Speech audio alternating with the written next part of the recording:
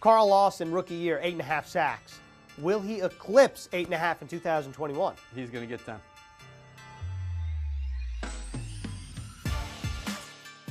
Let's take a look at the defensive line. And the big news here, after running a 3-4 for a long time, the Jets are now running a 4-3. First time in like 2 decades. You'd have to go back to the Herm Edwards era, the last time the New York Jets ran a 4-3. But that's all changing under Robert Saleh and Jeff Ulbrich.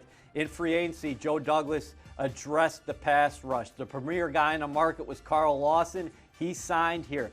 Douglas was not done, though. He addressed the interior, where he's already strong, but he brings in Sheldon Rankins, a former first-round pick himself, who most recently played in New Orleans.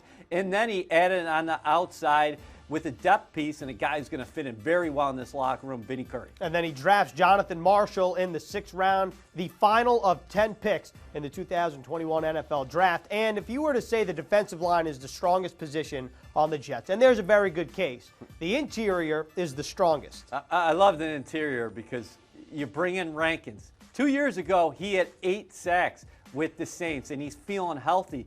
Quinnen Williams is developing into one of the finer defensive tackles in all of football. He had 7 sacks last season. Nathan Shepard provides valuable depth in run situations.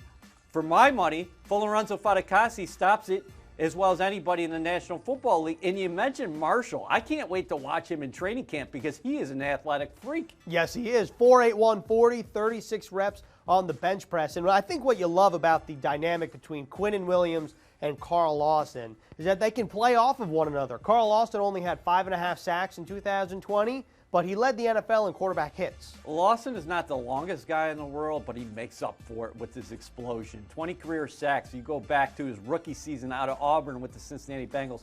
He had 8.5 sacks, and he set the Bengals up, other pass rushers, for their own sacks with assists last year. He gets guys off their spot. He disrupts the quarterback. He gets PDs. And this year, I think he's going to have an opportunity to finish more at the quarterback because you have those guys who are menaces on the interior in Quinnen Williams and Sheldon Rankins. And time will tell on that. And for your full coverage, stay right here on NewYorkJets.com.